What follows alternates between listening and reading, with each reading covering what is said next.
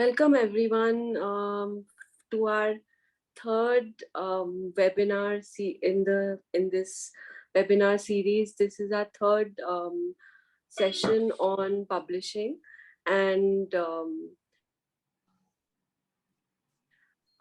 we started this series with our first webinar, which was in September last year, and this was the reason to start this series was to start a dialogue with publishers and writers and illustrators and Free Library Network members, um, in order to like sort of see how the publishing sector works and how we could support each other in the free library movement, in forging a solidarity between all stakeholders and moving forward.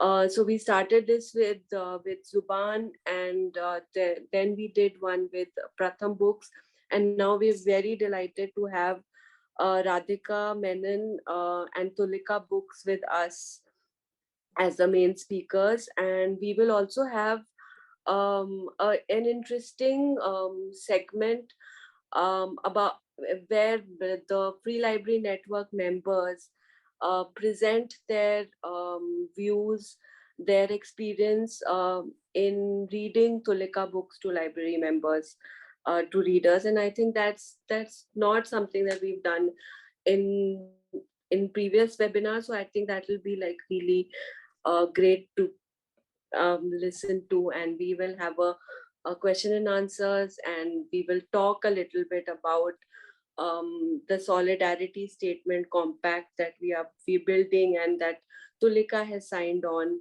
and many others have signed on, and how we can take this dialogue forward, this movement forward. This is Aarti. I'm a member of Free Libraries Network and also a member of the Community Library Project. And I introduce you to our speaker, Radhika Menon. She is the publishing director of Tulika Books, which was founded in 1996. It's the pioneer in book publishing, where when it comes to children's books and young adults books. There's so many participants here in the meeting today. Everyone is familiar with Tulika books. We've read many. We've read aloud many to members in our respective libraries, and we love Tulika books. And Radhika is Tulika books, and Radhika have been so closely involved in not just the free library movement, but like TCLP and in making sure that we get the books. They publish in one of their main outstanding sort of stuff is that they publish in 9 regional languages, and I think we will get to hear more from Radhika about how they started on this journey of not only publishing in English but like in regional languages. That is such a major push towards access and inclusivity in when it comes to access to books and reading. Tulika has won many awards, but I won't go through like a whole list of them. I will hand it over to Radhika, who will speak about her experience and Tulika's journey. And please, and we are joined by Dia and Meghna, I think, from Tulika Books, and who might also many others, and many others, and you might want to chime them in if you want in your talk. So over to you, Radhika. Welcome to this webinar. We are really delighted to have you. Thank you. Delighted to be here too. बहुत खुशी हुई इस webinar में शामिल होके और आप सबसे online मिलके.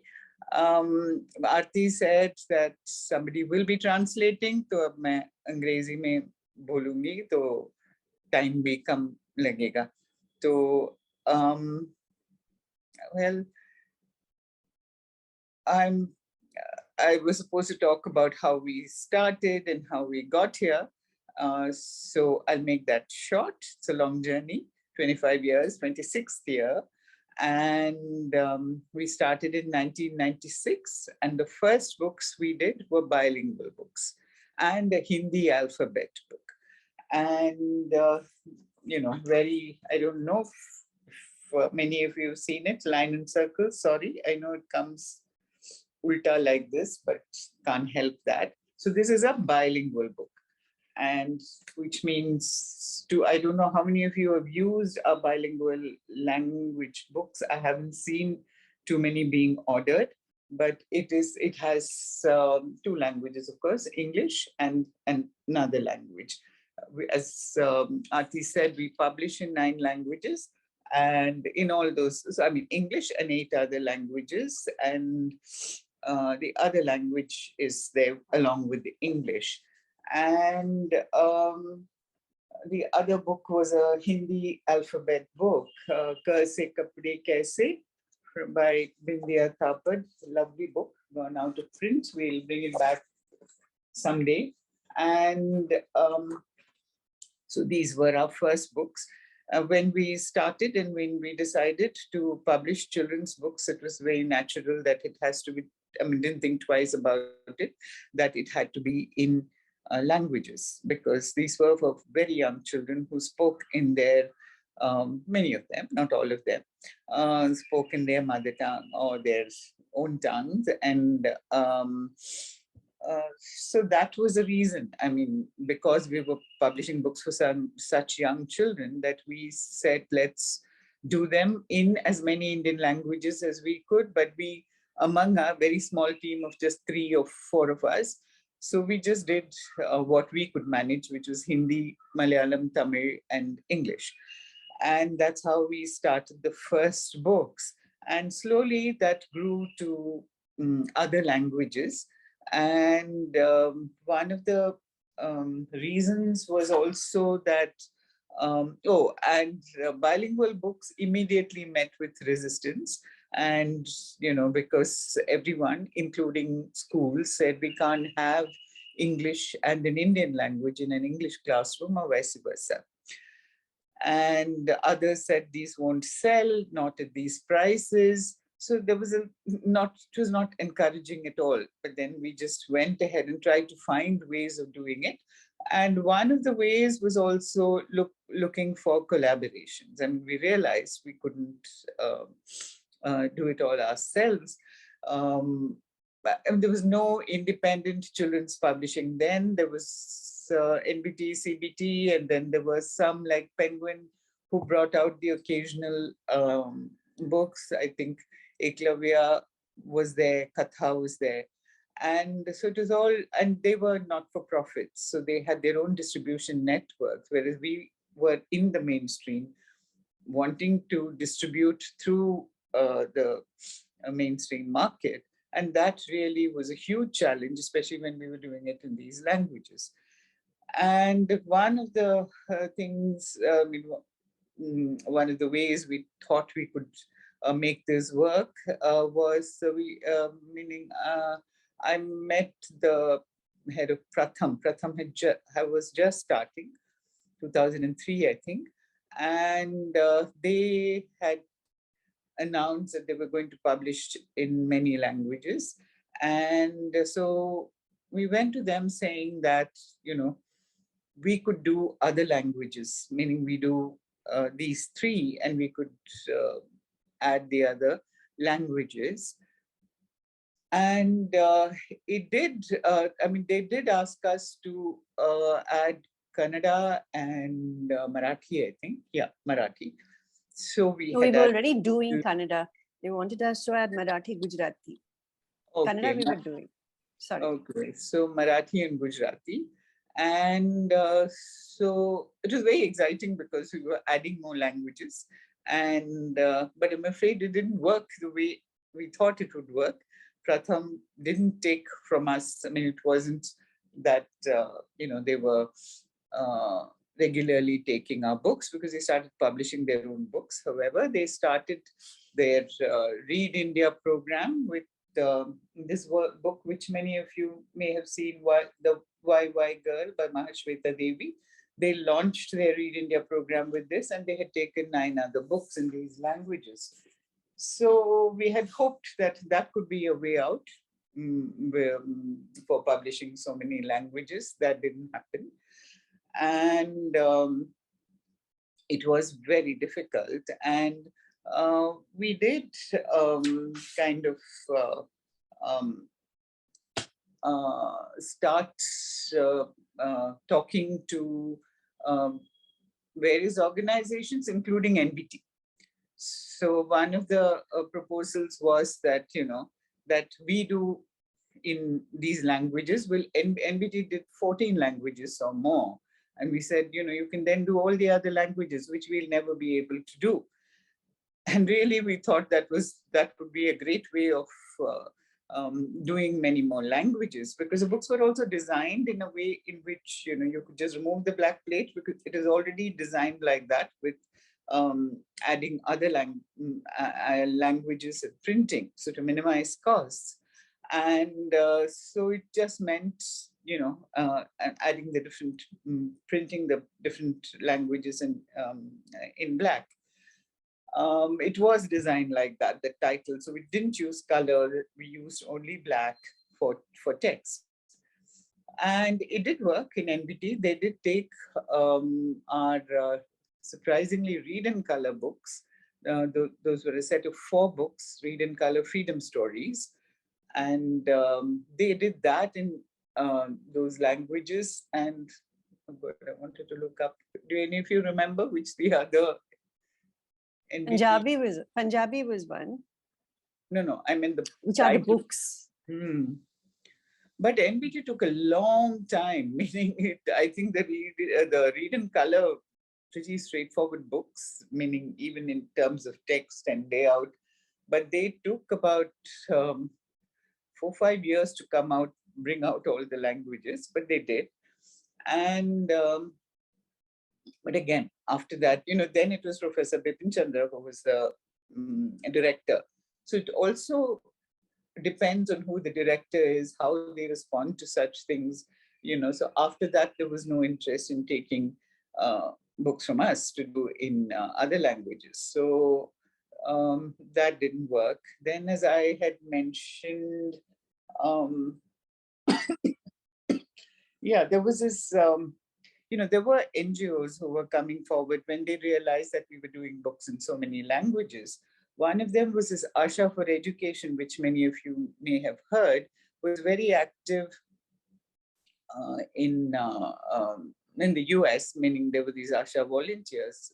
It is a body set up there. And they started sponsoring libraries by taking books from us. They would raise money. I don't remember. Tilak, are you here? How much was it? $100. So quite meaning, and in different parts of India. So they could take books. What motivated them was that, they could get Gujarati books for Gujarat, Marathi books for Maharashtra. So these volunteers had contacts in all these places. So they were very happy that they could get books in all these languages. And so we put together library packs for their budgets. And so that was very good. And we started supplying those. None of these were kind of sustaining or on a long term, but kind of happened for 3-4 years. And while it did happen, it was very good.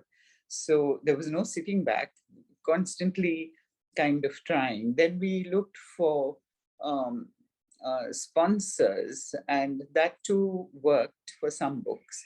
So we had UNICEF also had come.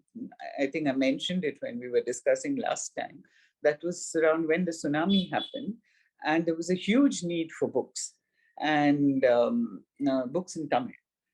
And so UNICEF came to us, and they took 6,000 copies of 30 titles or 40. That was huge. And that was a huge printing, and there was a deadline, because what they had come up with was children who were devastated by the tsunami, losing their homes, losing their families, and were quite traumatized. One of the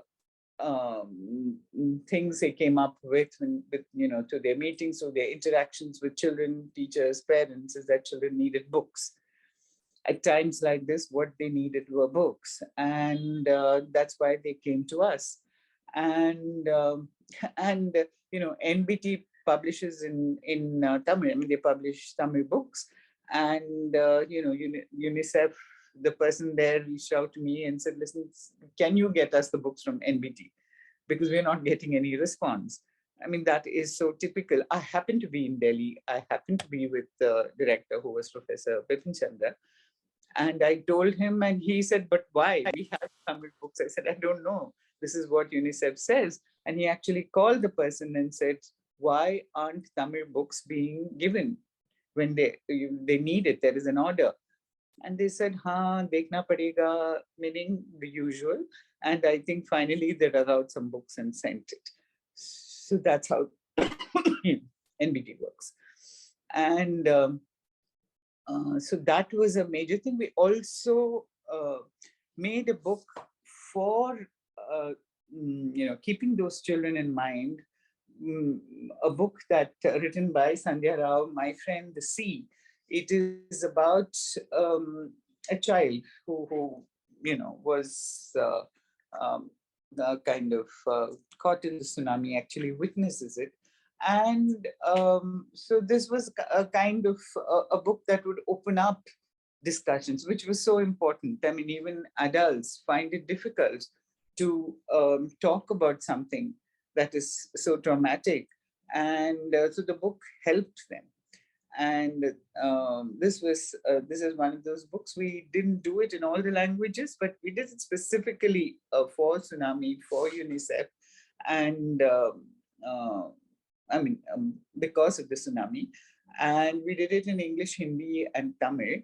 But it went on to win. I mean, a German organization, a not-for-profit organization, approached us. They did it in German, and it went on to win a prize there. And because it was an unusual book in that sense, I mean, done in such a context. And so that was My Friend the Sea. And so there were organizations like that taking our books, like UNICEF for specific, and then they had a girl child program, and they took books in Kannada, but that was in Karnataka, so they took a couple of 2 or 3 books in Kannada. And NCERT also selected some books. That was when Professor Krishna Kumar was the director. So it all depends on who the person, the people are on top, the decision makers, and they see the value in this, and they, reach out, and then it happens. But the NCERT books, it was taken by the UP government, but that's not something a small independent publisher can deal with, meaning that whole system, supplying and then collecting the money. It's quite corrupt. I mean, we've all heard about this. And it was tough. And so that was not somewhere we were going to go, because we were very small, didn't have people, but even if we did, the way was to kind of bribe your way through. So that was not an option at all, even if it had been selected and sanctioned by the whichever department, the education department. And these were NCERT selected books. So that was the other hurdle. And then we did this co-publishing. That was the other way we were hoping to do it, is to really, the way we could do, I mean, our language print runs, the Indian language print runs are very small, and they were, meaning we started with 500 and 1,000 even for Hindi and so on, and Tamil, Hindi we still do. But then we really had to cut down because we realized that these books were just not selling. It was really, bookstores didn't want them, and it was very difficult. So we decided, okay, we'll have these books, and when organizations want it, then we'll reprint it in that number. Otherwise, it was not viable. And also doing it in small print runs was not viable, but we kept at it because we thought we should at least have the books made available, which is what we did. And so there were many hurdles, which probably would not have been there had we just published in English. It would have been much easier. The market, the target groups are all geared to reading in English or to buying books in English, but not in Indian languages. And but yes, I mean, there were lots of NGOs who were kind of approaching us and taking books because there was a real need. And so you had, Read and various others, OELP from Jaipur, I think. I mean, they were, and the feedback was fantastic. Tilak, are you there? Tilak? Okay, there were, kind of libraries from all over, meaning Rajasthan, Assam, Gujarat, Karnataka, Tamil Nadu, Maharashtra, Leh, Ladakh, I mean, really all across. And that goes on till today. There are, and including your community library that has been taken from us. And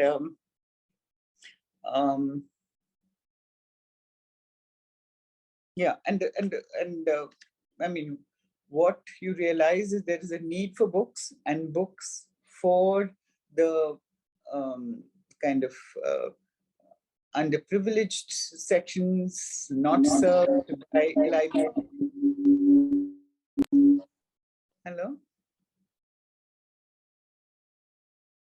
Anyway, so, so there were many such organizations that came to us, and like Care India, Zilla Panchayat Sukma has been taken from us, Aid India, Tribal Center for Learning, this is in Gujarat, and the Collective for Integrated Livelihood Initiative. They took books in, they wanted books in Mundari, and so we actually published them through the Tata Trust, I mean, with support from the Tata Trust. So these were all so our engagement, our interactions have been very different with different groups, different libraries, sometimes doing it in the language that they wanted. So, we have these Lohit libraries in Northeast Asia, will tell you about it. And we actually did books to even books. the Gubat. I can talk now. Talk. Yeah. Sorry, I was trying to say things, but somehow mic wasn't working here. Okay. So yeah, even the Gubachi NGO takes our books, something called Viveka Tribal Center for Learning. They take from Karnataka, various places, hand in hands in Kanchipuram in Tamil Nadu. They take, meaning we have given them books, and even Makkala Jakriti in Karnataka. So many NGOs have been taking and setting up libraries. Something called Avalokiteshvara in Ladakh, they have taken. And Amrita from Leh, she's taken and set up libraries. And ILP, Indian Literacy Project, they are setting up almost 100 libraries in Tiruvallur and even Bangalore. So, I mean, I can list out almost like at least a minimum of some 30, 35 NGOs who's been setting up. That would give you an idea of the kind of demand there is and the need there is. And, so many of them coming to us for books. And so these are the two books that we published, one in Mishmi And this is in Khasi and this is in Mishmi. And these were the first picture books in those languages. But because there was somebody taking the initiative and saying, okay, we will take 500 books, you print them for us in those languages, we were able to. But you need a minimum number. We will take books to children. So it was started almost entirely by this one gentleman and his friends who is still works hard at it, but they have now devolved the running of the libraries to local people. So they have, it started in this place called Tezu in Arunachal where he lives with the Bambusa library. But now there are lots of little libraries all over. So we, what is unique, I suppose for us, I may be more common in the free library networks that you all are aware of, but that it is way out in Arunachal, small, tiny places, but there are local volunteers who are willing to just keep a few books and take it to the children. That's how they work. And how we got in touch with them was when we wanted to do these two Arunachali these two folk tales from the Northeast that Radhika just said. One of them, and we wanted local people to write it up for us, and we wanted it to be done in the local languages. It is their folk tale, and these were lesser known languages. So Khasi was okay. Arunachal, the author was Mamang Dai, the very well-known author, who she put us in touch with Satyanarayan and said that if anyone can do something, he can. So we got in touch with him, and from then has evolved a very long and strong relationship with the Lohit Libraries Network, which caters to the entire Lohit Valley in Arunachal. He put us in touch with someone, with a gentleman called Sokhep Kri, who was in an IAS and a man of a little power in the Arunachal government. And he pushed his way through with his local community, which is Miju Mishmi, to translate the book into Miju Mishmi. And for that, what was very exciting for us was that they even had to get permission from their community elders as to what script would be used, whether it be Roman or Devanagari. So to that level, and he said children just don't have books in their languages. They only read books in English. And in fact, so with that, we did Hamril Mai's Loom, which is called Hamril Mai Sai in Mishmi. And of course, Race of the Rivers was done in Khasi. Hamril Mai was also done in Khasi. And it just needs this one person who is passionate about promoting books in local languages to push it through. So in Khasi, we knew Esther Sem, who's an old friend, and she did it. She was a professor with the Northeastern Hill University. Then in Arunachal, Satyanarayan, later when we had gone for a culture festival, arts and culture festival there, we met a lot of local people, and they were all very interested in publishing in their languages because the languages are dying. Arunachal has the maximum number of languages in the country as listed by Professor Ganesh Devi, but most of them are dying. And he says the only way to keep it alive is to publish a book. So we then, Satyanarayan got in touch with several local, just community philanthropists, people of some standing and a little money, who put in their own money or got funds. And Picture Gandhi is a book that we had, and being Gandhi, it carries more weight. So for 2 years ago, we published Picture Gandhi in about five Arunachali languages, tribal languages. All of them, they were the first children's books in that language. And as well as in Bodo, which is Assamese, a tribe in Assam. Again, one of the first picture books. So that was very exciting for us. And it means a lot when you can actually make a difference to some child. As it happens, apparently in even Lohit libraries, Satyanarayan says that the books that are read are 70% in English and 30% Hindi, maybe, very rarely in their own languages. One, there are no books. And two, even if there are, there is no sensibility about reading in your own language. It is that bad. You know, the influence of English and Hindi is so strong there that these kids growing up are probably never going to know their languages. So which is why we are always looking at ways to promote, like Mundari, we're very excited when we get a chance to do some language like this, which has not been done before, or which actually makes a difference, and distribute it through these kinds of small free libraries, local libraries. Yeah, and it continues. I mean, Mr. Satyanarayan, always sending us photographs of little book fairs and libraries where he supplied books. And I think he even walks with He has a jhola himself. and he goes from village to village telling Really? stories, reading out Yeah. personally, and he must be close to 70 now.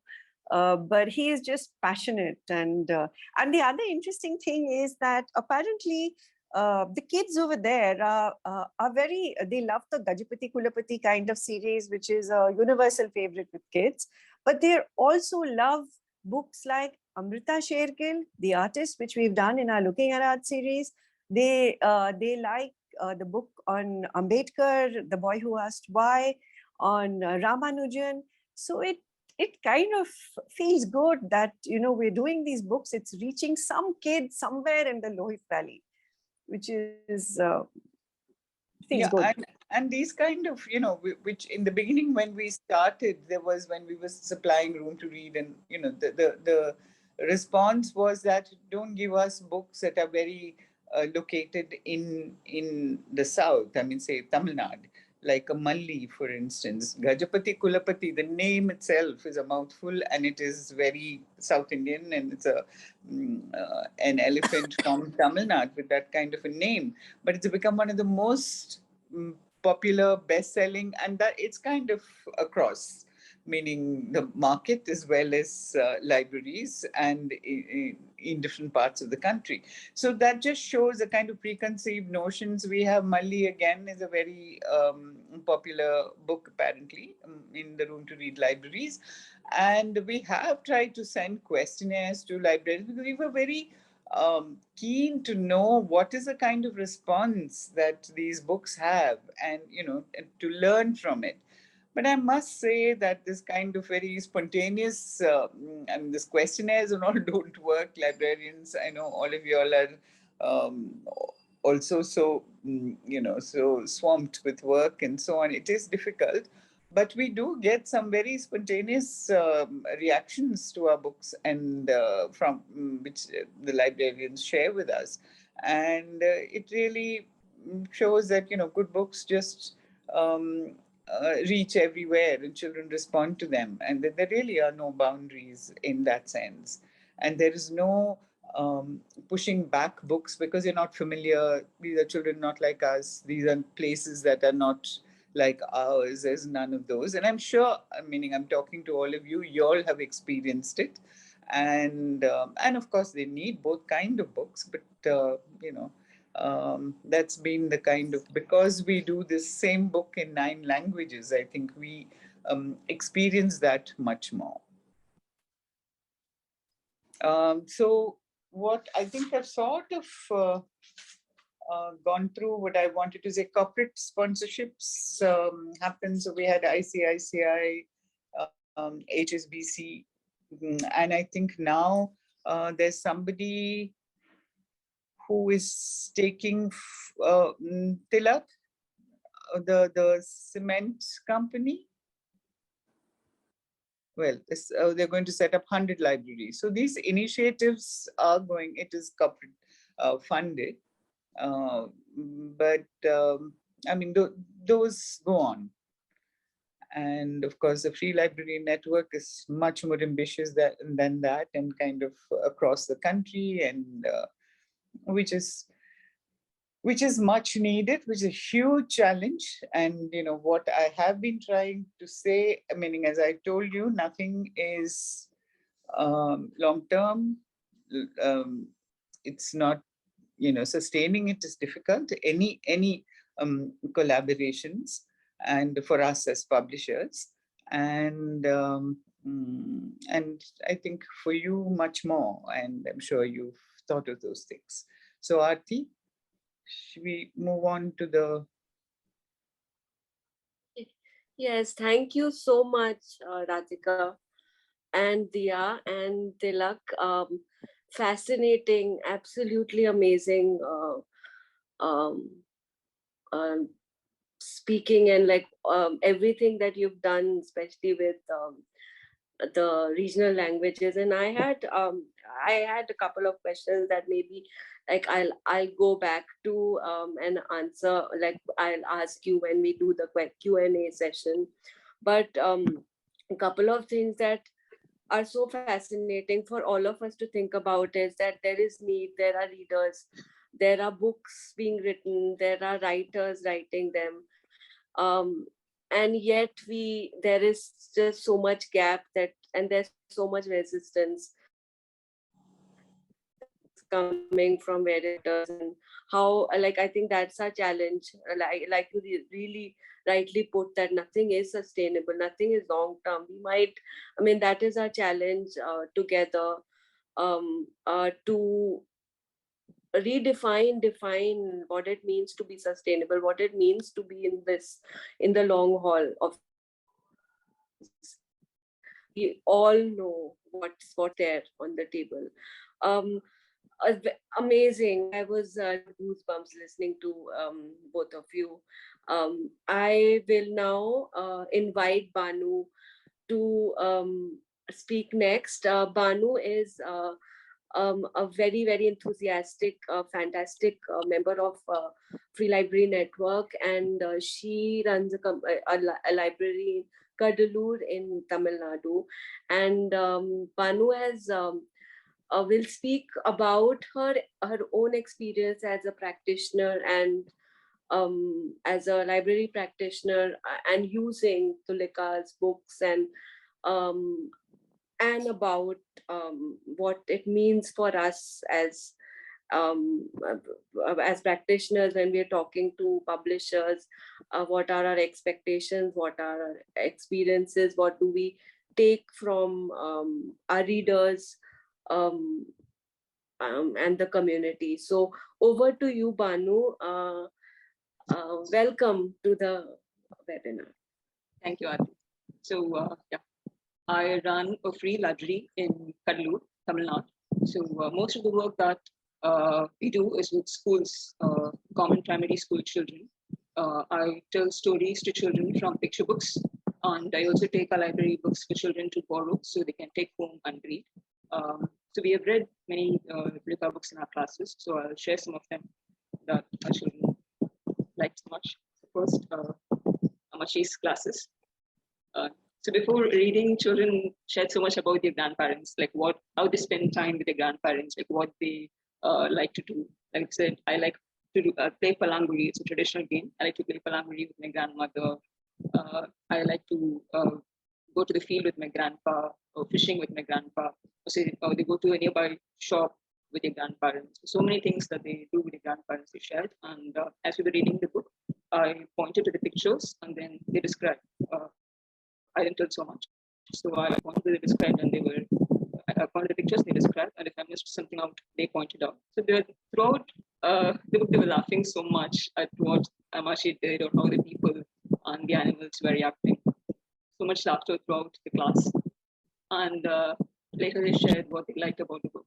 And there's this page where Amachi hangs the cat, and then the dog and the crow are laughing. So many children shared that they liked that part. But there was one child who said, "No, I don't like it. It's not nice that they're laughing. It's not. I didn't like it." That was different thought. And we've read "Where's That Cat?" So as it turn the pages, the first thing they do is they spot the cat and the crow. They hardly listen to the reading. So I read again. So Minnie is meeting this person, and she describes the cat. So she has pointy ears. So that has to happen next. So first they do is they spot Akka, there's the crow, there's the cat. They say that, and then also we talk about how the street is shown in this book. Here, in almost all the pages, you see only half the image here. So the other of the cover appears in here in the next page. Here you see half the auto, and then the other auto appears here. So we also talk about this. And another book is Carry Me, Mama. I don't have the book here for children. I think it's a non-fiction book and it's bilingual. I read in both languages, but most of we speak in Tamil. Even if I use an English book, we speak in Tamil. And so I read out the book, and then children enjoy doing the actions, especially age 5 children. So I turn the pages, show the animal, and then they show mouth, the teeth, the tail. So without saying, so the animal carries using its mouth or using its teeth. So at least grade 1, grade 2 children, they enjoy doing the actions that work well. And also books with repetitive structure, like Little Unbo I don't have here, but like Ismet Seed or Where's the Sun. It helps to learn new words or even sentence pattern. Like it's easier for children to learn new vocabulary. And also during the recall, they like guessing. So okay, so say Amma met did this on the first day, and then on the second day, the third day. So this animal came into bananas or coconuts. So Smith gave this to his wife and then to his mother. So they enjoy guessing during the read aloud. So books with repetitive structure has worked well too. It is like encouraged participation more with children. And a study for Ami, it helped to talk so much about labor, like how many days it takes to make a sari, and also about places. Like I drew a map, so we are here, and then there's Mysore, and the king takes them to Kota. So talk about places, and there's this part where the mother asks, so if we keep the saris, how will we eat? And then I asked children, so why does she say so? What does it mean? And then in grade 5 children, they're saying they need to sell to get the money. So only then they can get food to eat. So even like younger ones are able to relate money with food. And we also watched a video, like it was available in the Pari website, like about a real life weaver, like a short 1 or 2 minute video. So after this, we followed with a video, and then he talks about like how it's difficult to get raw materials during the pandemic, and like how long it takes to make a sari, but then they only get half the amount. So this also showed after the book, and with 3 aspects, I was very nervous while reading this book. I didn't know how children would respond, but it was quite interesting. They spoke about many trans women, the Indian neighborhood. Like one child said, like grade 8, maybe. She said, Appa, there's this trans woman who treats me like a friend. Her father doesn't accept her. Her mother or sister, they talk with her, but she doesn't live with them. She lives by herself. Okay, so what work do they do? Mostly they're in temples, they perform rituals. Okay, so why you don't see them in other workplaces? Like I am in this NGO, or I come here to tell stories, or I come to a school to tell stories. Why you don't see them in other workplaces or like in offices? Maybe because they didn't study. Okay, so why they're not allowed in schools? Maybe like even teachers would bully them, she said. And then schools might not accept them because they think that school would earn a bad name if they accept them. And so even families think that it would affect their honor. So they also spoke about like ways to address them, like appropriate terms in Tamil and English to address them, and or how not to address them. That was quite fascinating. Some of the things they said.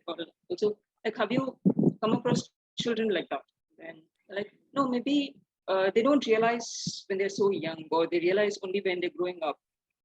This was from a 10-year-old, and I don't know, it was quite fascinating. I didn't expect that response. So that was nice, all these books. And also books like Moina Ambedkar, or books on real life people. They're like, I like that they're asking why. I like that she's asking to change the time of the school. I didn't like that they're not given water. So, but they protested peacefully. So many nice things they say. And also Gajapati, like books that have sound. So while reading aloud, they do. So how did the elephant sneeze? Hachu, hachu. And then so it starts softer, and then it moves on louder. So they enjoy such sounds. Like even in Manu and the thief, as the monkey is dropping the jamun, it says, it goes buluk buluk buluk buluk. So they even after like a couple of weeks or even months, they remember that and they say, Akka buluk buluk kun pocha, buluk buluk kun pocha. So that's been quite nice. So Shenaz, would you like to share experience. Hi, Shanaz. You can introduce yourself and share your experience of a book. Shanaz is one of the founding trustees of Free Library Network. Welcome, Shanaz. Good evening, everyone. It's very nice to see Radhika Menon and talk to Tilak because I keep interacting with Tilak frequently. Yeah, hi, Dia. Hi, Shanaz. Hi, Tilak. Yeah, so as Aarti said, we're actually part of the Library Network, but we run an organization called Reading Stars India in Bangalore. Sorry? Reading Stars India. Yeah. So we actually thought we take books to children, but the best way we thought is like to create libraries in the classrooms itself, so that they can have easy access to the books. So we created classroom libraries in 3 of the schools in Bangalore and 1 in Hyderabad, and a community library. So we really love to read our books, and because of this pandemic, we were not able to, children were not having access to books. So we decided to have online read aloud sessions. So we had volunteers from all across India who actually read aloud live sessions to children. So that way it was a nice experience that children could actually um, interact with different kind of people and different kind of perspectives. So one book that I would like to talk about is A Sari for Me, which already I have spoken about.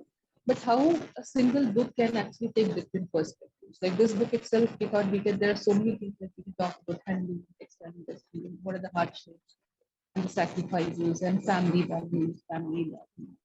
So we thought we'll talk about the bond between relationship. We'll try to focus. We'll talk about different things, but our focus will be on the relationship between mother and daughters. So that's how we started the story. And then we showed the picture, and then we asked, what do you think? Like first thing we asked, what do you guess what the story may be about? And one girl, Aisha, she just came up and said, this is a room. And we were like, they're class 4th and 5th girls. Sorry to students. interrupt you, Shahnaz. Yeah. There's a lot of interference in the audio as you're speaking. Yeah. I think I'm so sorry. Actually, it is raining in Bangalore so much. I think it might be to do with your earphones connector. Now? Much better. Okay, I'll try to be a little louder. Okay, Yes. is that okay? Yeah, Yes, now it's fine. It's actually really great. So you can Yeah. go back a bit to retrace your steps a little bit. So as I said, like there could be a lot of perspectives to this story. So, but we decided to focus on the relation between a mother and daughters. And that's what was our focus. But when we read the story and had regular discussions about the love and all that, but at the end of all those discussions, we asked Aisha to show her loom. She was very eager to show her loom because it was, they were all at their homes, right? So they could show, she showed her loom. And then everybody was in awe with her. She showed her the demo, like how she has made a small piece of cloth and all that. Like everybody wanted to listen her experience. Then we asked, like, how was your experience? We were in awe. Everybody were in awe. She said, like, it's really a lot of hard work. She said, I made this small piece of cloth and it took me, I'm going to say, hours together and lots of patience and lots of hard work it needs. It's time consuming.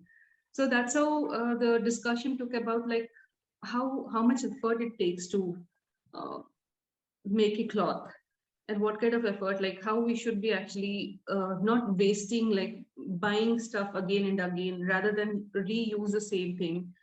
I mean to say the discussion was so enriching, and we can never say that the way we want to take the discussion will go in that way. It can take in any turns.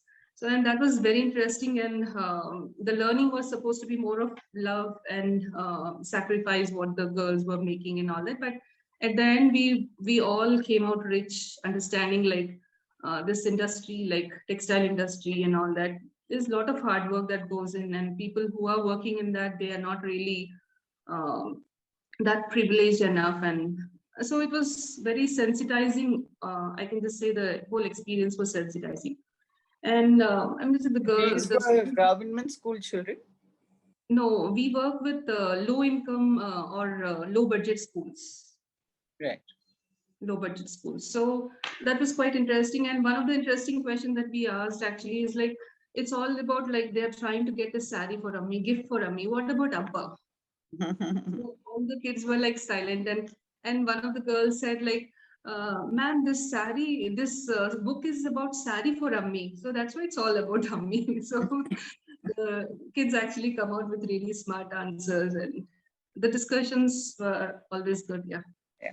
I just wanted to say that this book we've sold rights to the US, American worldwide rights, and so there are actually children. It's got great reviews. Children in other cultures reading the book and responding to it, and you have children here reading it. They were reading it in English, not Kannada. No, this was in English. In English.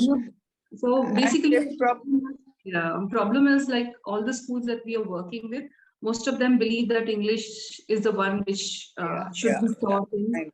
So we thought like first we'll go into the libraries with English books, and slowly we are introducing them to Kannada and like Telugu books. Thank you. You've already sent us like Telugu books and Kannada books. We already got them. Yeah, so really, so when we started, I think one of the notes we said, I mean, something we wrote, we talked about, children across the world reading the same book, and books building bridges, and that's really happening. And you have children in different countries reading the same book and responding to it, and according to their lives and their life experiences, they respond with. It's amazing, the power of books and pictures. Yeah, no doubt. Sorry to interrupt. No, that's true what you said. Like as we said, like the perspectives can be completely different, and how we steer the conversation. And yeah, we would never like to cut off like because it went into the loom and how it actually really. So practically, the children could actually relate, and at the same time, all the things were imbibed. A lot of things were imbibed. But yeah, in one sitting, it's difficult to get into all perspectives. So sometimes we repeat the story and try to take in different. That's why you go back to books. Yeah. Yeah, back to books. Thank you so much. Thank you. Thank you. Prerna, would you like to share? Sorry, Ati. No, go ahead. I was just saying thank you. Go ahead, Banu. Prerna? Yes. Yeah. Okay. So hello everyone. My name is Prerna Agarwal. Voice is very low, Prerna. Voice is very low. Is it better now? No. Am I audible? Quite low though.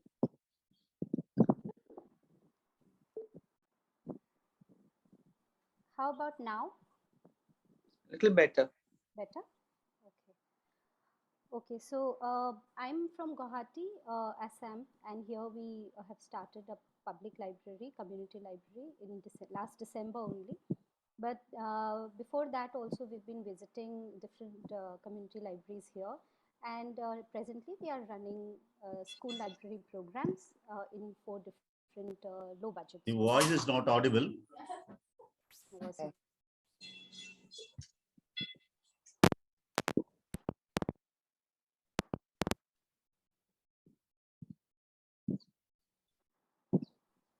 Completely out. Can you all hear me? Am I audible now? Yes, yes, go ahead, Prerna. Okay. So, so as I said, we run a public library here in Guwahati, which is a free library. We started last December, and we are also running school library programs in 4 different low budget income schools. Yeah, am I audible now? Yeah. Okay, all right. So amongst all books, Tulika books are such favorites. Gajapati Kulapati. The children go Gajapati Kulapati when the moment we introduce the book or show them the cover. So that's like a tone that has set But that apart, I just wanted to talk about some experience we had with Amachi's glasses. This is like a hot favorite amongst all children. So we use this wordless book initially to draw them into a conversation or maybe engage them in the illustrations and see what comes out. And children like to look into the minor details and talk about it. And there are some very little children also who just roll with laughter when they see the different funny illustrations. They see all these clothes hanging in the washroom or the cat drying or what is Amachi doing with those slippers in the soup. All of those things are really funny to them. Now, we just had many conversations around this book. I mean, 3, 4 times we have done the read aloud because every time we are sitting together, they want to read Amachi's glasses. So it was one time that one little girl who is about 8 years old, I guess, she shared that there was one time, so we were talking about what else has been funny at your homes, just like Amachi has been doing these funny things, looking for her glasses. What else has happened in your homes which is really funny and you want to talk about? So there was this little girl who said that there was one time we had to go to a temple, and they say Baba here. For father, they use the word Baba. So she said, my Baba came really late, and my ma was very, very angry. So in a hurry, he wore 2 different kinds of slippers. So he only realized it when we reached the temple, when he opened the slippers, and my ma was so angry. But my Baba just laughed and said, well, my slippers are not going to get stolen today, so you guys worry about yours. And he went on. So that was one funny thing that they shared. And another time there was this another girl who said that my grandma also at home, she often forgets her glasses somewhere or the other. And we in our house, her brother, she herself, and her father, mother, they all wear glasses. So she'll keep, without even asking for their permission, she'll keep pulling Yes. out their glasses and say, this is mine, and then she's not able to see properly. So some funny sharings came across when we do this book. Then another favorite and a very good memory with Ismat Seed has been that children discussed about sheer korma that is prepared during Eid, and they had much to talk about how is sheer korma prepared, or do you really call it sheer korma? So some said that in our area we call it payash.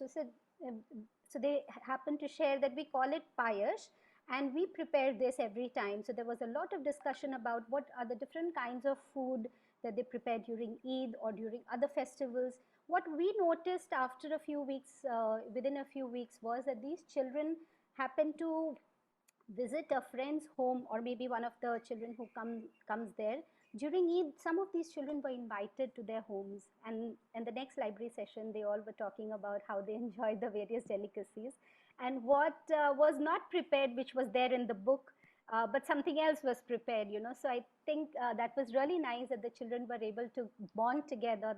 So we see a lot of community building happening, when we read these books with the children, and of course so much of family discussion happened about what we can do for our families. And this book also helped us to understand how anger was dealt with, that how this Ismat did not get angry at all when his pants went short. We also did a very interesting activity with this particular book. We all made paper pants. So while during one read aloud, we tried this out, that we were folding a little half an inch of a pant every time, or half a centimeter actually, of the pant every time the pants went 4 inches short. So the children know this now, 4 inches short, 4 inches short. This is how they say. Yeah, this is very interesting.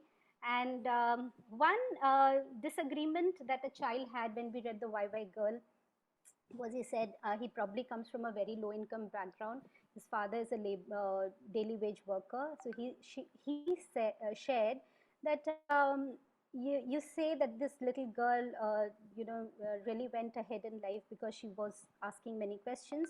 But what do? I don't get to ask any questions at home. I cannot ask any questions, especially to my dad, because at night he comes in a very different mood, and he's very, very angry, mostly at nights. So I realized that this father must have been drinking, and that is why he must be very angry. So I asked him, what about morning times? Do you get to ask something if you want? I mean, if there is something that you may want to have, do you get to ask that to your father? So he said, no, even in the mornings he's very annoyed So I can never ask him any questions. So I don't think I'll go that far in life.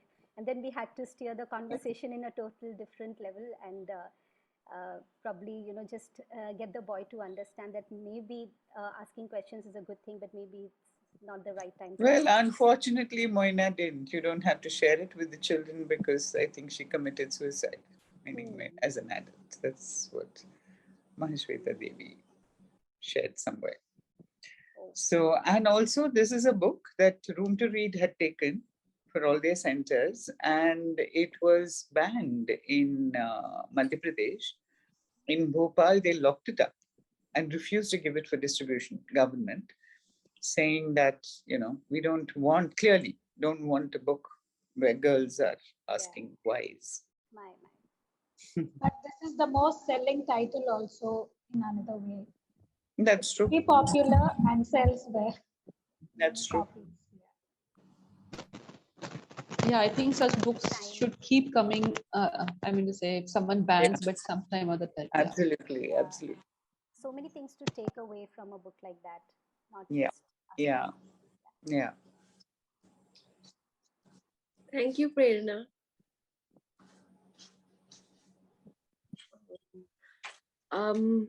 I think now we will move on.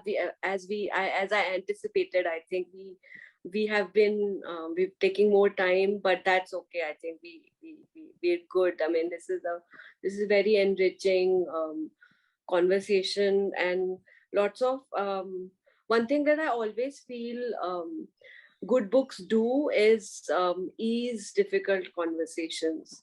Yes. And that's the strength and power of a good story, and it just doesn't matter. So yeah, we'll deal with the bans. Okay, moving forward, we have Purnima, who will just quickly present some more experiences of many more library members. So we'll just go through that presentation, and then we will open for Q&A. Thank you. Thanks, Purnima. Okay, I'll try to keep this brief.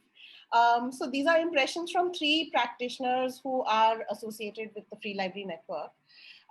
So the first experience comes from Mahesh, who works at the Umang Community Library in Betul district in Madhya Pradesh. And the book experience that he has shared is with Hasmukh Rakshas.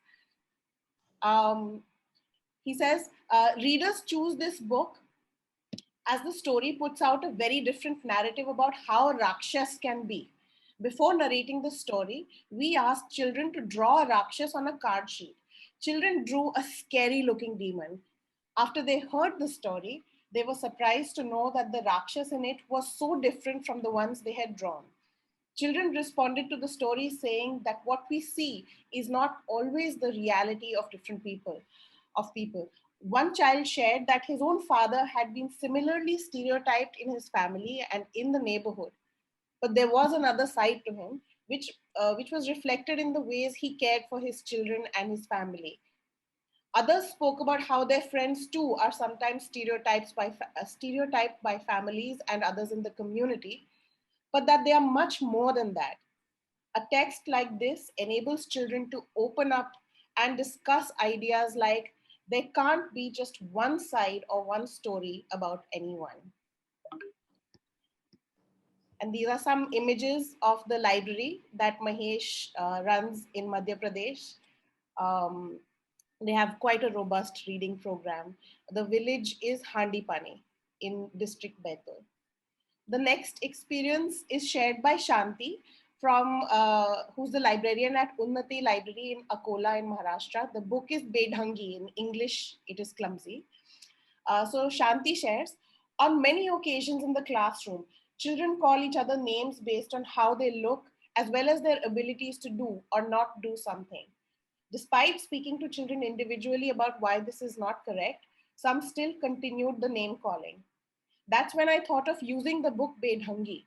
When I read the story to the children, they thought collectively about what they liked and disliked in the story.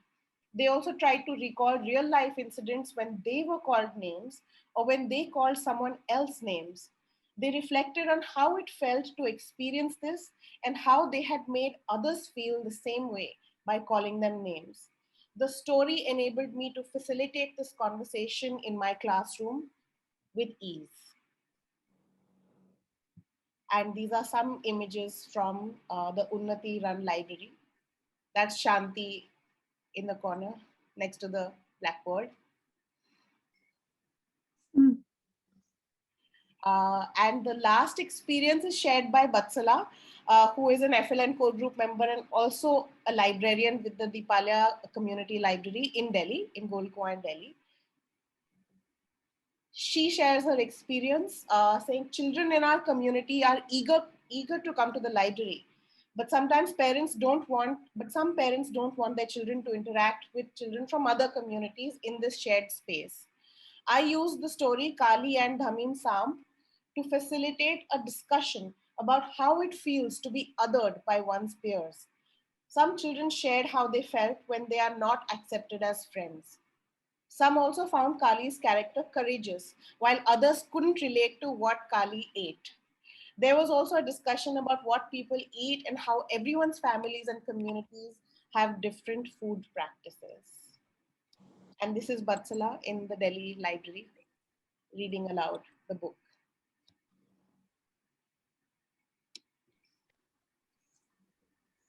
So those were just some. Thank you, Purnima, for that very efficient, quick presentation. Amazing. So I think that's we'll stop at the now speaker discussion, and we'll move on to Q&A. We'll have an open session. We actually asked we asked people in the network if they had prepared any questions, and I think we will start with one of these. And I mean, it's really ties up with the what you spoke about, Radhika and Diya, and I think you have kind of already addressed this, but I'll let Amit Gautam. He's from Savitribai Phule Community Library in Singagar, Allahabad. And Amit, like, you have a question. Welcome, Amit, and please we can start with your question. You can आप अपने आप को introduce कर सकते हैं और आप बात कर सकते हैं जो आपको पूछना है. Thank you. Hello, thank you. मेरा नाम जैसे कि बताया अमित है और मैं इलाहाबाद उत्तर प्रदेश से हूँ. पिछले 3 सालों से मैं जो है लाइब्रेरी चला रहा हूँ और 2019 से मैं गांव के खुली स्थानों पे मतलब लाइब्रेरी चला रहा था. अभी 2022 में 3 जनवरी को जो है एक हमारे गांव में अस्थायी जगह मिली सामुदायिक लाइब्रेरी के लिए. तो ओवरऑल जो मेरा अनुभव रहा है, मेरे पास जो बच्चों की किताबें रही हैं, चाहे प्रथम की प्रकाशन की हो या एक तारा, और तो मैंने अनुभव किया है कि जो बच्चे उस परिवेश से आते हैं जहाँ पे पढ़ाई लिखाई का उतना तवज्जो नहीं दिया जाता है, तो वो जो है उन किताबों में इतना इंटरेस्ट नहीं लेते हैं. और बाकी जैसे जिनके घर में इस तरीके का माहौल रहता है पढ़ाई का, तो बच्चे आते हैं, उस चीज़ को किताबें उठाते हैं और उसको घर भी ले जाते हैं. लेकिन मैं ज़्यादातर देखता हूँ कि जो ऐसे सामाजिक परिवेश से आते हैं जहाँ पे पढ़ाई लिखाई के बिल्कुल माहौल नहीं होता, तो वो जो बच्चों की भी किताबें हैं, चाहे वो चित्रात्मक किताबें भी हों, तो उनके अंदर वो रुचि नहीं होती है कि ये किताब हम लेके देखें. उसको मतलब देखते हैं ऐसे, फिर मतलब कि इग्नोर करते हैं इस तरीके की किताबें हैं. तो जो मेरा प्रश्न ये है कि क्या जो गांव में जो ऐसे माहौल के बच्चे हैं, ग्रामीण क्षेत्र के जो ऐसे सामाजिक और पारिवारिक परिवेश से आते हैं, उसके ऊपर तुलिका प्रकाशन का कुछ काम रहा है, कुछ अनुभव रहा है, जैसे बच्चों के अंदर इस तरीके के अंदर रुचि पैदा की जा सके ऐसे किताबें. और मेरा अनुभव एक ये भी रहा है कि जब जो वो किताबों को छोड़कर हम जब बच्चों को आउटर वर्ल्ड की चीजें बताते हैं, बाहर के कल्चर के विषय में बताते हैं, तो उसको बहुत अच्छे तरीके से सुनते हैं। चाहे अमेरिका की बात करें कि वहाँ पे कैसे इंडिया में अभी इतना टाइम हो रहा है, वहाँ पे उस तरीके से लोग वहाँ पे क्या कर रहे हैं, तो इन चीजों को बहुत अच्छे से उसको सुनते हैं और कहते हैं कि हाँ सर ऐसा है, वहाँ पे ऐसा होता है, हम लोग यहाँ कर रहे हैं, वहाँ पे लोग सो रहे होंगे, तो वो इंटरेस्टिंग होता है। तो मेरा मतलब ये अनुभव है कि क्या इस तरीके की किताबें बच्चों के ऊपर काम हो रहा है बनने के लिए, क्योंकि गांव में जो गांव के बच्चे हैं जो इस परिवेश से आते हैं, उनमें किताबों को जो कार्टून भी की भी किताबें होती हैं उसमें रुचि नहीं लेते हैं, या जब हम पढ़ाते भी हैं अगर उनको चित्र को दिखा के कि हाँ ये ऐसा इस चित्र में ये जो है बता रहा है, तब भी उतना रुचि नहीं लेते हैं। तो मेरा जो सवाल यही है कि क्या इस इस परिवेश को इस पे कुछ काम रहा है तुलिका प्रकाशन पे, या इस पे कुछ उनकी चर्चा हुई है, या कुछ किताबें हैं जो हम लोग की पहुंच से भी दूर हैं? तो मेरा प्रश्न है। Thank you so much. हाँ, ऐसा किताब मतलब I'm surprised. Not really. Different children react differently, and that they're fascinated. वहाँ दूर क्या हो रहा है और दूसरे countries में, definitely America, there's always a fascination, and not so interested. I don't know. I really don't know the kind of books that you have. How you know, if there are different kinds of books, because we do have books, for example, the Baby Bahadur series, or even Gajpati. I mean, they're animal stories, they're fun stories. I can see so many on the shelf. Now, I'm not sure आपके पास किस तरह की किताबें हैं, और ये wordless picture books हैं, like अमिचीज glasses जो सब लोग बात कर रहे हैं, how much children enjoy it. तो हम वैसे जैसे सवाल आप उठा रहे हैं, वो स्पेसिफिकली हम डिस्कस करके नहीं, बिकॉज पहली बार ये आ रहा है, एंड देयर आर हमेशा ये क्वेश्चंस आते हैं कि I don't know, say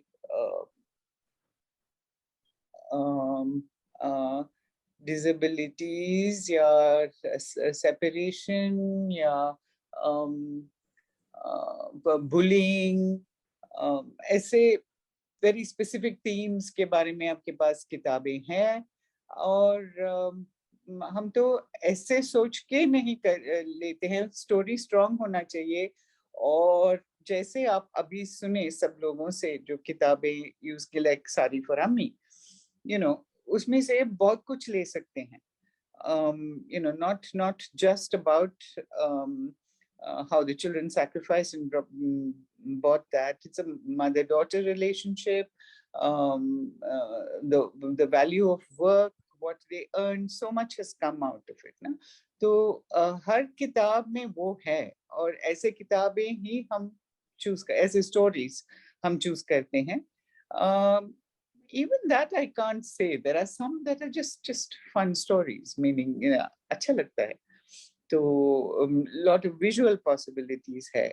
तो आप शायद पिक्चर्स दिखा के उनको इंटरेस्ट मोटिवेट कर सकते हैं, और you know, expanding the kind of, and there are other publishers doing other kind of books, तो शायद आप थोड़ा उस पे ध्यान देके, या स्पेसिफिकली ऐसे किताबें चाहिए अगर आप इवन हमसे लिखें तो हम you know देख सकते हैं.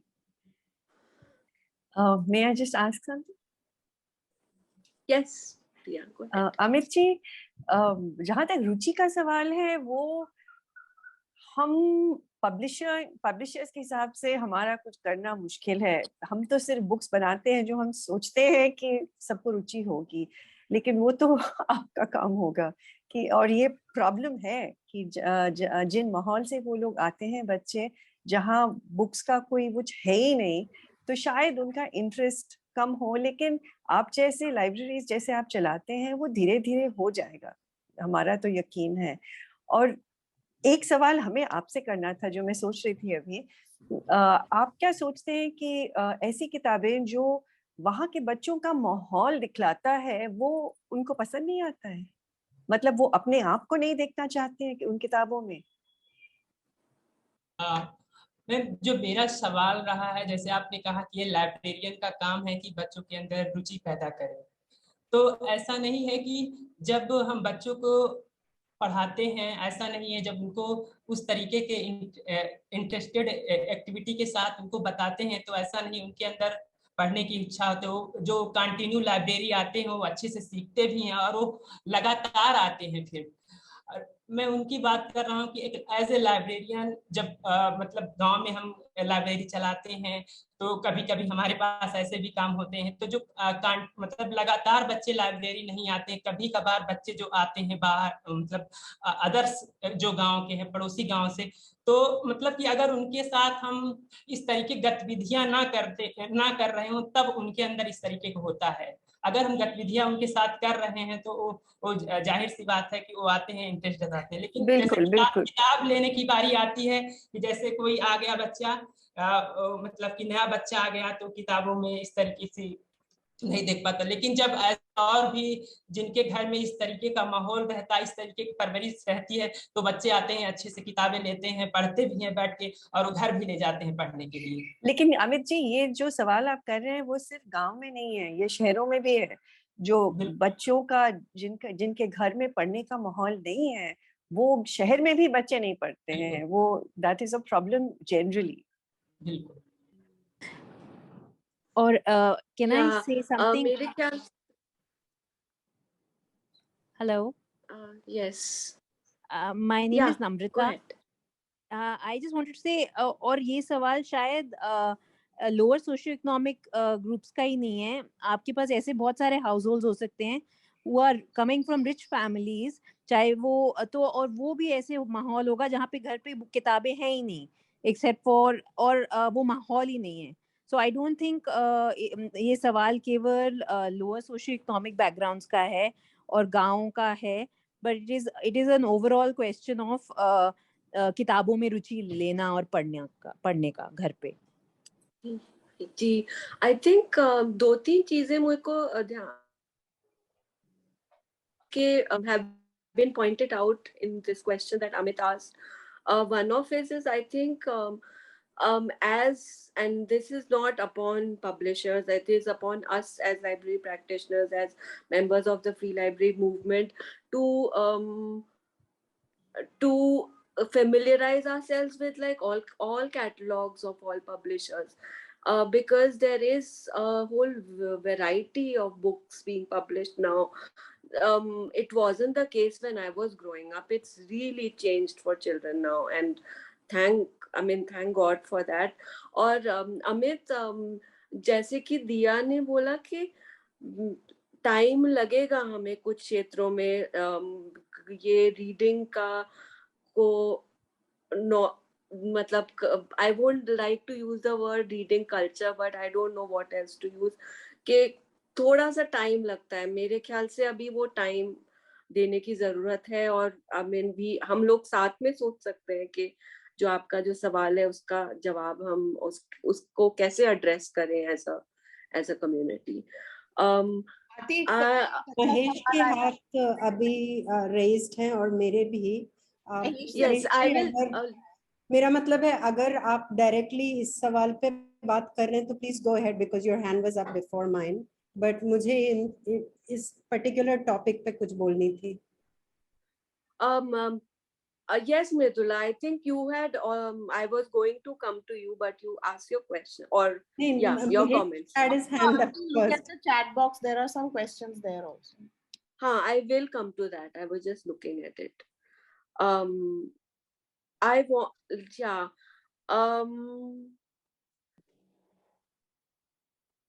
I think एक chat box में वैभवी का question है. We can take that after. Maybe Mridula, you want to comment and I just because अभी जो सवाल चल रही हैं, Yes. बहुत सारी चीजों से जुड़ी हैं, but Yes, go I think ahead. as librarians हम न्यूट्रलिटी के ऊपर कई बार बात करते हैं अपने अपने लाइब्रेरीज में कि क्या कोई ऐसा सिचुएशन है जिसमें हम न्यूट्रली देख सकते हैं कि बहुत सारे बुक्स हैं जिसमें बहुत सारे अलग किस्म के कहानियां हैं, एंड अगर एक कैटलॉग में हमें कहानी नहीं मिली तो हम दूसरे कैटलॉग में देखें, बट एक्चुअली मेरा कहना है कि ऐसा न्यूट्रलिटी नहीं है। आई मीन ये तुलिका को भी, और बिकॉज आई मीन तुलिका हमारे साथ आज बात कर रहे हैं स्ट्रगल के बारे में कि there is a struggle to reach books to children, there is a struggle in that there is much to prevent us from reading to children, and it is a greater struggle to find books that are meaningful to children who come from backgrounds that are not being depicted in the huge numbers. Yes, some stories are universal. I think I'm thinking about another Sariwala story, which I love reading aloud because many of us across class and caste will have had mothers or other women in our families who wear a sari. So this particular Tulika story is quite powerful because of a certain universality of how we feel about our mother or about that particular garment.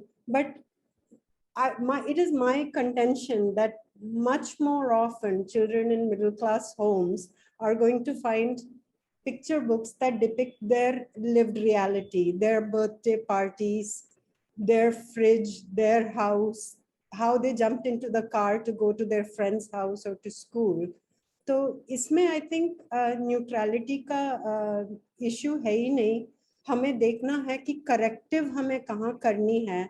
I think Aarti you're right, it is on us libraries, इसलिए हम free libraries network में हैं, because हम powerfully मांग सकते हैं जो हमें चाहिए हमारे मेंबर्स के साथ पढ़ने के लिए, और बुक्स जिसमें उनके लिव्ड रियलिटी दिखता है, because children will make meaning from universal stories, and they will make meaning from stories set in America or set in a school that a child goes to in a car, but they also want to see lots of stories about their own life.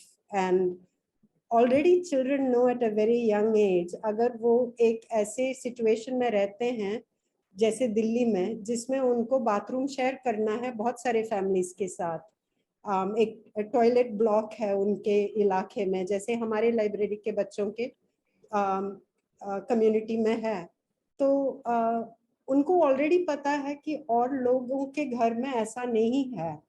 तो children know all these different realities, so for them life is not neutral. They need picture books in which they can see something that resembles their home, because it's giving, when we put something in a book, we're giving it importance.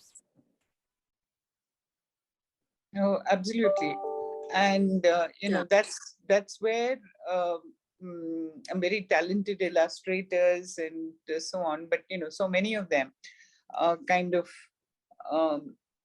don't think about these things and bring in details into a story, into the visual, which is not necessary for the story, and which also sets it in a certain class, which is not necessary at all. But you know, unthinkingly, it's done all the time, and we see this in so many, in textbooks, of course, in picture books. And very often one has to, I mean, what is the need for those curtains? What is the need for that kind of a sofa?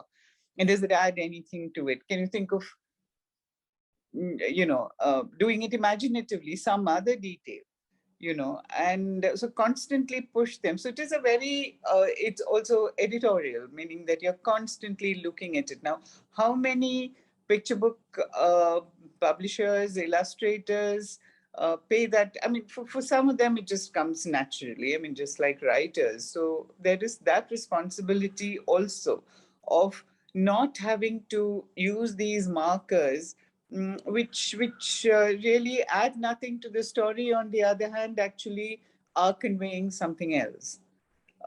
which actually takes away from the story and from children's understanding of it, which is where pictures play such an important role in. We have a lot of interns coming, so this is a constant kind of dialogue that goes on, saying why, why do you need that, and why do you need that kind of detail, and so on. Yeah, thank you, Mridula. Thank you, Radhika, for that engagement. And I think another thing that sort of ties up with this is, and which will be very important for free library networks and the compact that we've signed, is who is writing these stories, who's illustrating these stories. I mean, it's like that sensitivity that comes from, like the more people read, the more people will write, the more people will read. I mean, it's just I mean, we are, I mean, if we see like that sort of happening, hopefully, like it will happen. So Yeah. that's our commitment. That's where, when we do books in languages, and we don't get too many, but that's opening up now, and we are getting books written in a language, that becomes the source language, and we translate from that. And there, those stories are different. That makes it.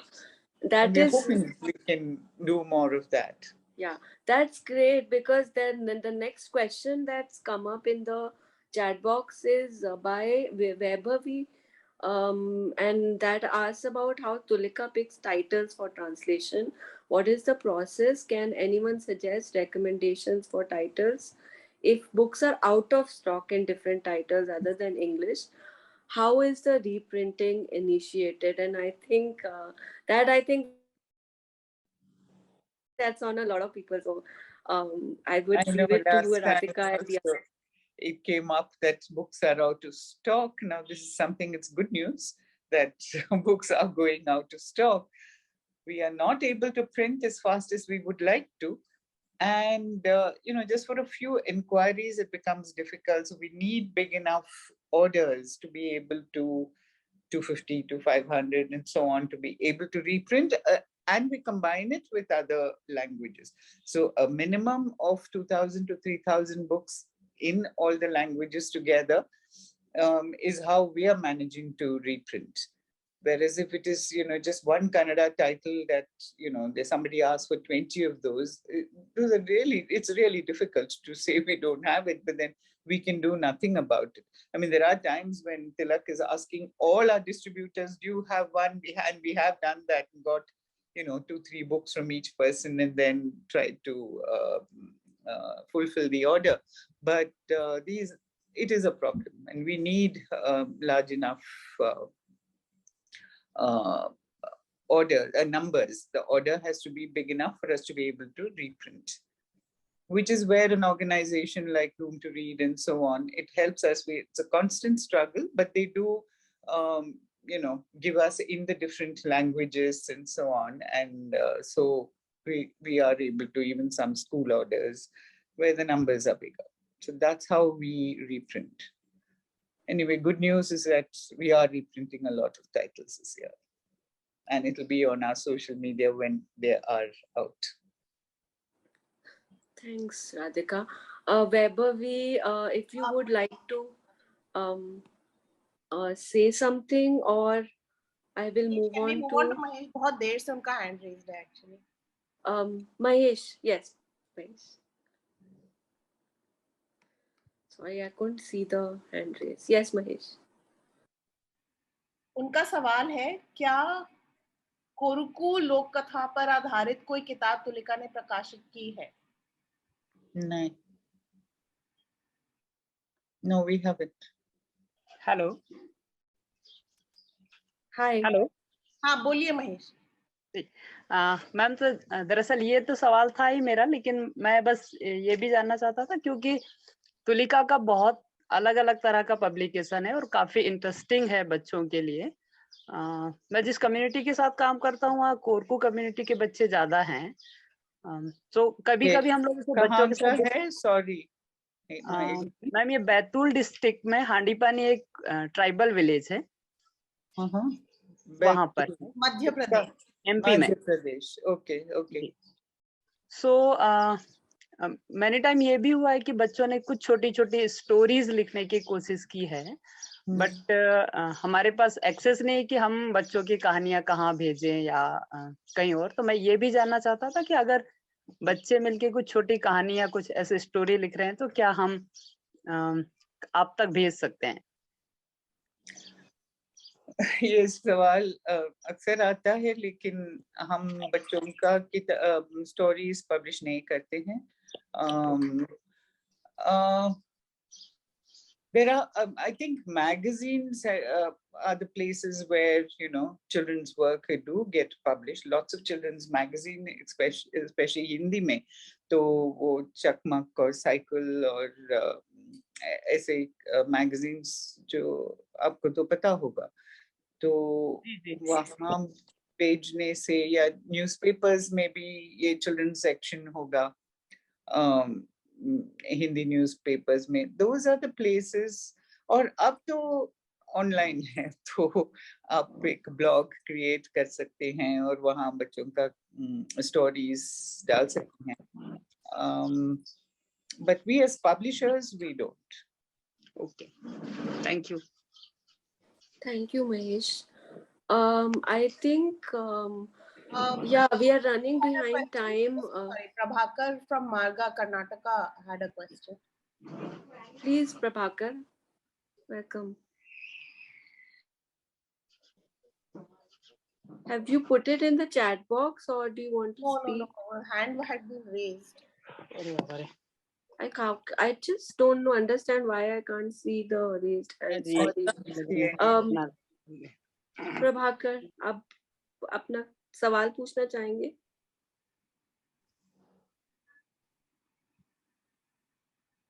Prabhakar, please go ahead.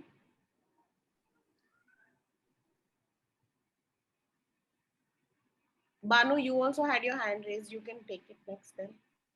Prabhakar, if you still have the question, please put it in the chat box. Can I? Yeah, go ahead, Banu.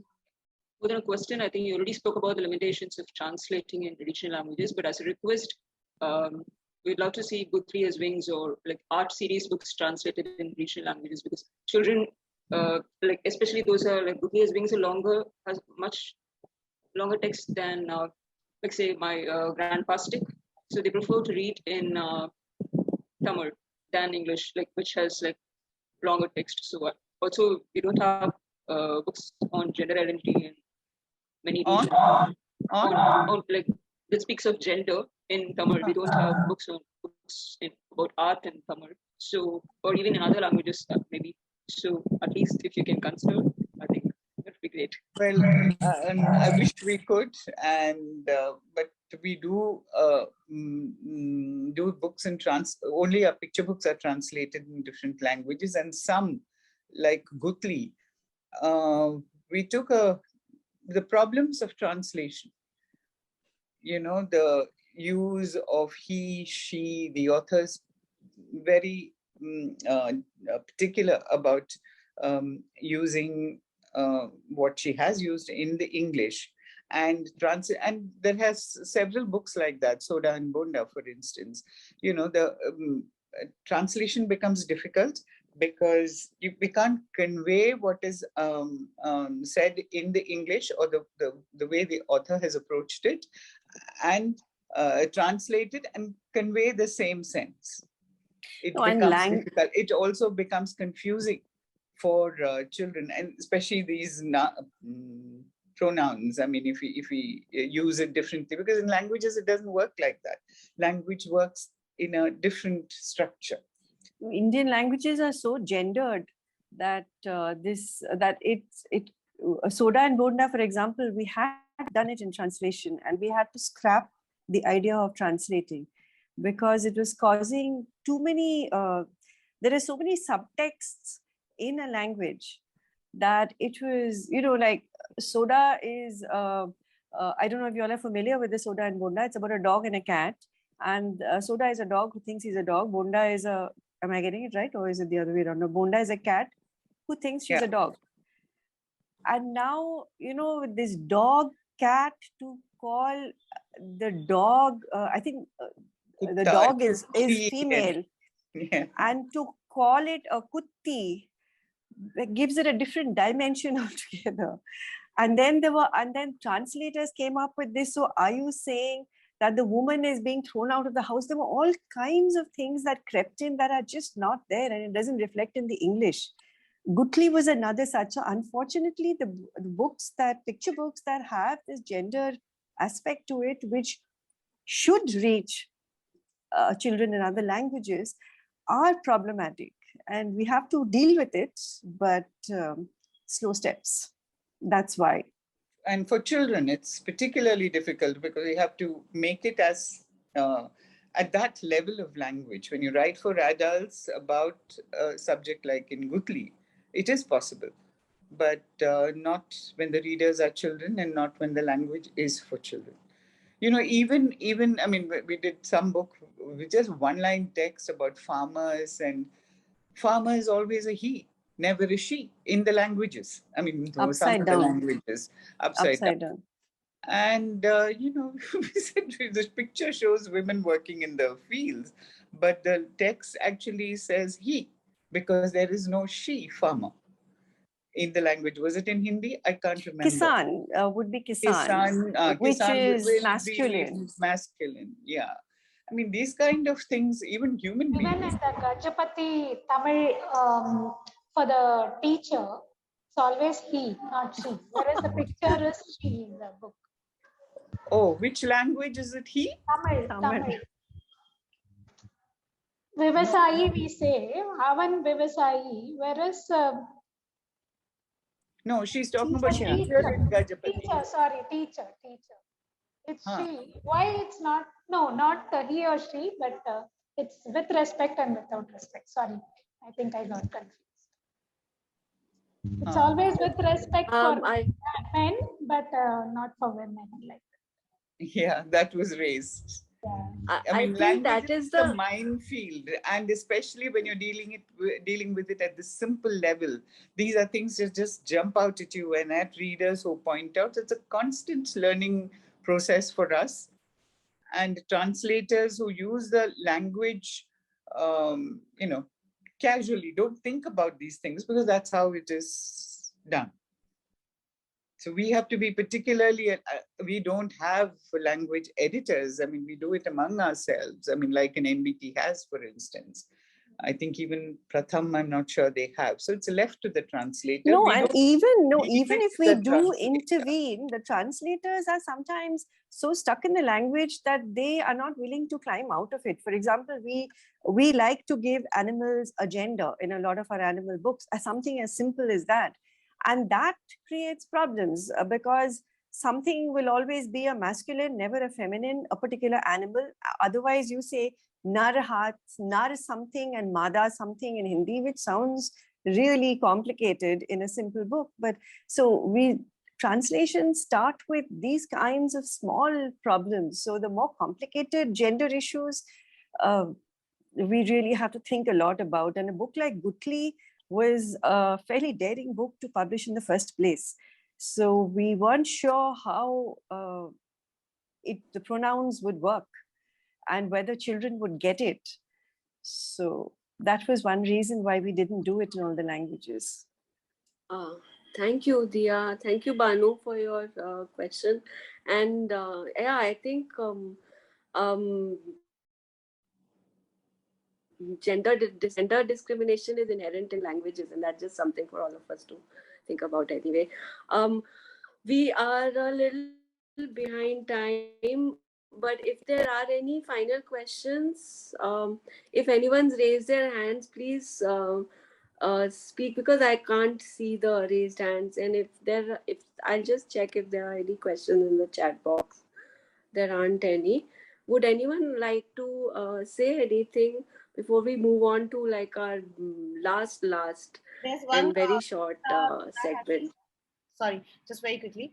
Geeta has a question regarding translation itself, where it sometimes feels like regional translations come across as written in English and then translated. So it would be nice to have books written in regional language and then translated.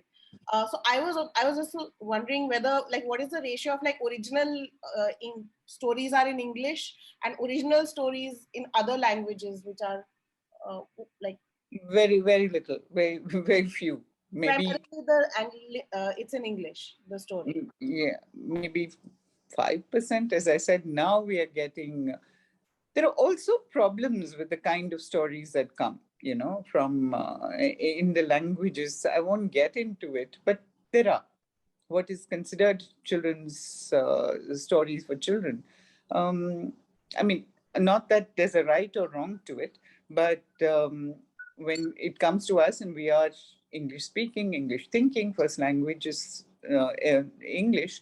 And so from that perspective, though for us, I think we do have at Tulika, because we translate into so many languages and we're constantly working on that, we do have a sensibility that is, that I think is different from when we deal just with English. So that we have. Having said that, we still think, and if you go into language publishing, the kind of things that come out. I mean, Hindi has made great progress, and you have publishers like Eklavya, Iktara, meaning, doing great books, and they have writers who are experimenting and playing with the language and so on, which you don't find so much in other languages. And some of them are just stuck. Even a Malayalam publisher was telling me that, it's way behind times. And so that's where it is. And those are the kind of stories we get. Then there's a problem. I mean, those are not stories we would like to publish in English. So there has to be something very, and of course, when there's so much of wordplay and playing with the language, unfortunately, that gets lost when you translate. So when someone asks what kind of stories do we choose, so that also is a consideration when we pick a story, that it should lend itself to translation. I'd like to add one more thing about the question about literal translation, and that is a pitfall of translation, being literal. It's whether it's from Hindi to English or from Hindi to Bengali or any such thing. I mean, for example, we have some translators who are brilliant writers in the language, say in Hindi or something. So when they think in Hindi, they write in a certain way. But when it comes to translating from one language to another, they get literal, and we have to keep pointing it out to them, which we do to the best of our ability. But that, I think, and it's not just in stories for children, literalness in translation, where it sounds translated, is a pitfall of translation. So even if we were to get original stories in another language, we would translate it into 8 other languages. So there is always this chakkar of, it has to be in English and then into another language.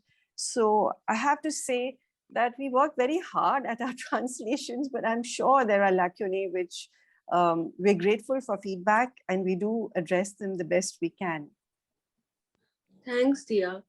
I think we can all take a moment here to recognize that a country that has so much potential for being multilingual, we are like really killing ourselves thinking and reading and writing in just one language. It will help even translation and access to so many different languages. So yeah, something that we can think about moving along. Thank you so much for this wonderful discussion and like very, very rich Q&A session as well. I won't take more, like we will now quickly move on to our last bit, which I will just quickly talk about, which is the compact that we have created, the Free Library Network, between the Free Library Network and publishers, writers, and illustrators. And Tulika has been Tulika and Radhika have been one of the first signatories to the compact, among many others. We have I think, I don't know whether I can make that announcement, but I've said it now. So maybe I'll just announce it. Penguin has agreed to be a signatory on the compact. So that's a great, that's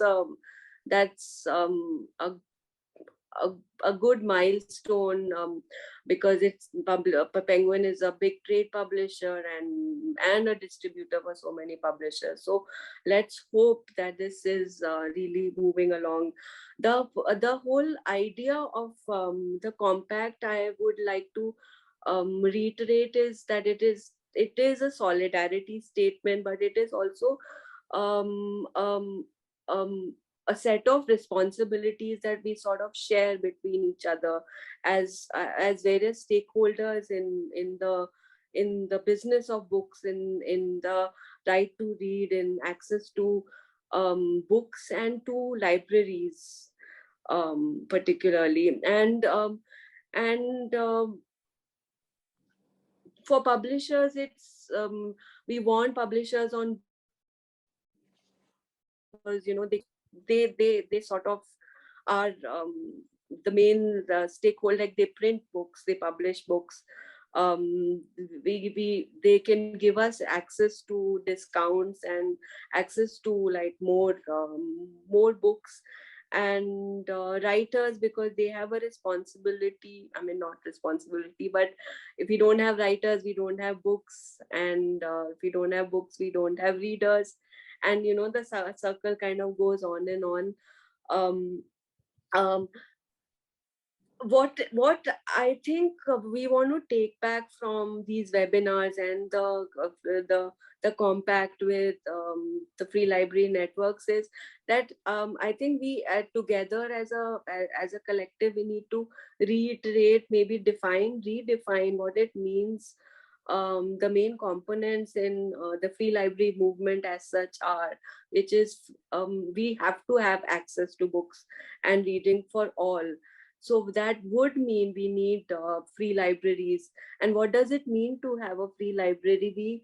From the discussion and like the experience that Radhika shared and everyone else, it seems like there is need, there is demand. Like, we all want to read, we want to we want to have stories in our lives, but we seem to be working in silos. And how do we break those silos? We keep talking about that, but do we actually end up doing it? I mean, it is something which we all think about, but we can think about it more, and define, like, one of the things that we keep talking about internally is like, you throw around this word sustainability, but what does it actually mean? Is it all about economic barriers, or is it like do we have to acknowledge other things as well? And we can do what when we sign on as signatories, as publishers, as writers, and as illustrators, and the free library network members. We can work like one step at a time, and huge steps at a time. I mean, having a webinar, a talk like this is, I think it takes away, I will take away a lot from this when we are working in our own respective whatever area. And we sort of saw, yeah, I guess we sort of pushed each other and pushed ourselves together to get more and more people onto the compact, and to really work towards like the nitty-gritties of it, and the principles behind what it means to be a free library movement, what it really like is it all about. So if you have, I just want to ask quickly, Radhika and Diya, and if anyone else from Tulika wants to jump in. As a signatory, what would you you already provide books to all of us, and you provide books at a discount, and you are so willing to converse with us. But what do you see it? How do you visualize a collaboration like this that is mentioned in the compact going forward, considering that we have all kinds of barriers to access social, economic, cultural, language, everything, and we know it is how difficult it is to write books and to publish them and to read them and like so and so forth.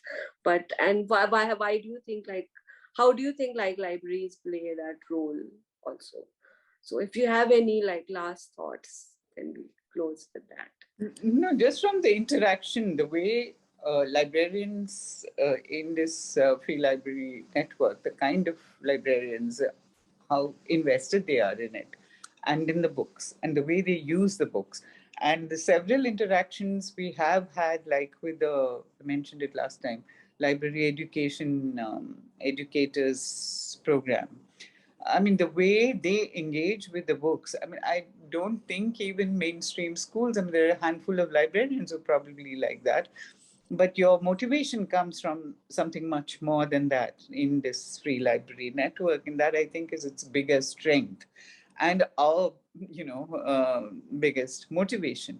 Having said that, I think it's a huge challenge. I mean, I'm not sure that, I mean, what you really need to, one is that, one kind of strategy is not going to work across the country.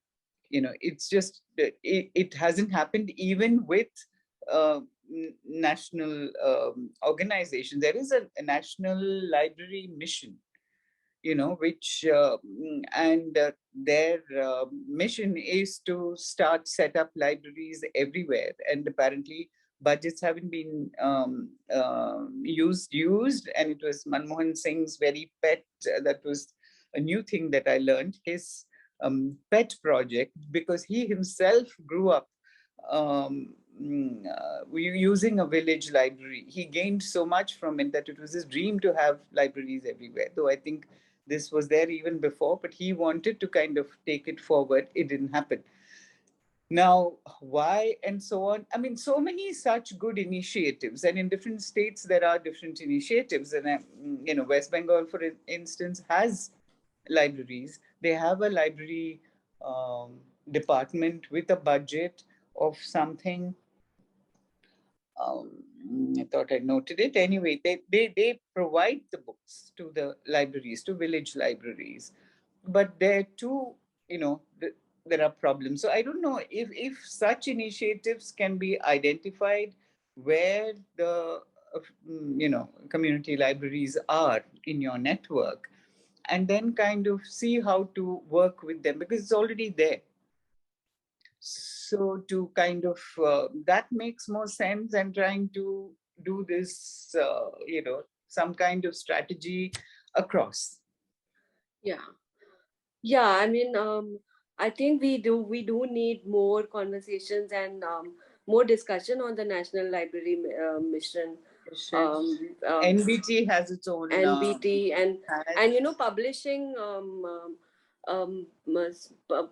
state publishing as well, we need to tap into. So I think one thing is just informing each other about what we know, what we are working on in different areas. Yeah, there's definitely a I mean, in that state, Delhi, I don't know, the government is doing a lot to acquire books for the schools. And but I don't know whether it goes beyond that, or will it go beyond that? Is it just, is it going to stop at this? We don't know. But I think for the Delhi Library Network to kind of find out more about their schemes and try to push for that for community libraries. Well, he's talking about yoga teaching wherever there are 20 people. So I meant, gosh, what's his name? Arvind Kejriwal. How could I forget? So he talks. Perspective. Sorry, I'm interrupting you. Just to give perspective on one of the jobs that FLN is tasked with doing is also to dig deeper about the national mission on libraries. The Raja Roy, that is happening, and there is advocacy with different state governments and government agencies. There is a long road ahead of us in terms of holding public agencies accountable and also making members of the public more aware about what libraries are, what libraries can do, and how libraries must be free.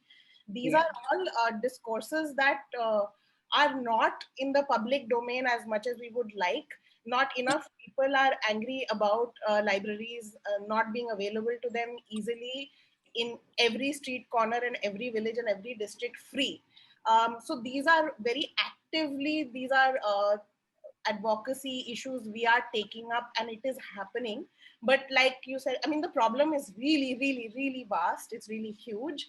And we are just, it seems like we are just starting these conversations. Even within practitioners, there is a fair bit of confusion about the notion of free, the notion of what access truly means. But on a recent trip to Assam, we also realized that there are libraries at the grassroots that are trying to access the National Mission on Libraries. There is a great deal of obfuscation, I suspect a great deal of corruption, a great deal of bureaucratic hoops through which really people with no resources have to jump through those hoops. It's an ungodly mess. But we want to talk about that ungodly mess, and we want to make it, we want to keep talking about it. So that is something we are committed to. And that's one of the things that even in the compact, the spirit of the compact is that will be something that we as practitioners will keep pushing for. And I will really, on behalf of FLN, I would really hope that publishers, Tulika has been an amazing friend, was one of the first to sign the compact and to believe in it. So we would also need for the publishers to speak with us on various advocacy issues as they come up. That's just something that would be really cool to have publishers standing with us. So yeah, just to give you. May I just add something? Sorry. Sorry to go back to Lohit Libraries, but I was just thinking what they are doing in a very remote part of the country with very little resource. Perhaps, if you could connect with Satyanarayanan and chat with him and how he's doing it at a very grassroots level with local participation. It may not work the same way, and it obviously won't, but it might help. And the only other thing I want to say is a very big congratulations to all of you. Amazing work and all the best. It makes our work a lot more worthwhile. Thank you, Diya. That would be, actually that would all those connections later, because we would like to talk to. Yeah, we would like to definitely get in touch with them, and what you described was very fascinating. And I'm sure a lot of and when we say sustaining, he's kept it inspiration from that. that. When we started, he's kept it, come up with different things, small efforts, but it's been happening. So that's what sustainability is all about. Yeah. Not enough, but happens. And he also, I think, Diya, it's also with the government, right? Some where he can. They try to collaborate with the government, but it is really individual effort. It is an individual. It's an awakening that they have created, which is very useful, among the community, for them to realize that books are important, reading is important for their children. That is what they've tapped into. And because he keeps saying that it is all volunteers, they're all doing the work. They have these book fairs, and it's tiny places in Lohit Valley. So it might be interesting is what I thought to connect. Thank you. I think we will now end this. We have had a good 2 hours of amazing discussion. Thank you to all the speakers, Radhika, Diya, Tilak, Banu, Shehnaz, Prerna, Purnima, and all the people who asked questions, Mridula, Amit, Mahesh and Vaibhavi. And I really hope that it was, it's food for thought for me, and I hope it was for all of us, and we continue on this. Oh, yes, On certainly this for together. us also. For us Yes, also, to get thank the you. kind of feedback that we Yeah. got. And before we leave, I mean, and thank you so much to the translators, Malvika and Jatin. What an amazing job. And thank you, Purnima, for hosting. And before we go, I would like to apologize for the disturbance that we faced. We had a sort of security breach. We would really hope that it never happens again. Really, really apologize. But also, thank you so much for keeping it um, um, being mature about this, and we moved on, and that was, I mean, really wonderful. Mridula, do you want to say anything? Okay. Camera's on, so we can say goodbye. Okay. Yeah. So Mine thank you so only. much for joining. We will, as you know, we'll continue this webinar series, and hope to see you next time.